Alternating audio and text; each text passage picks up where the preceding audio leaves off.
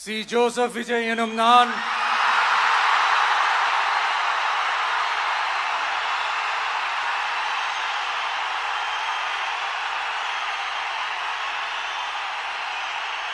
சட்டப்படி அமைக்கப்பெற்ற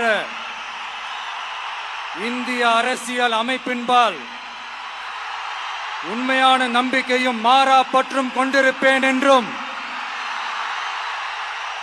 இந்திய நாட்டின் ஒப்பில்லாத முழு முதல் ஆட்சியையும் ஒருமையையும் நிலை நிறுத்துவேன் என்றும்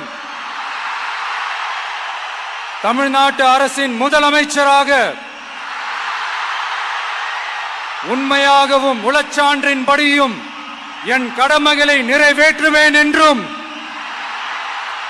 அரசியல் அமைப்பிற்கும் சட்டத்திற்கும் இணங்க அச்சமும் ஒருதலை சார்பும் இன்றி விருப்பு வெறுப்பை விலக்கி பலதரப்பட்ட மக்கள் அனைவருக்கும் நேர்மையானதை செய்வேன் என்றும் ஆண்டவன் மீது ஆணையிட்டு உறுதிமொழிகிறேன்.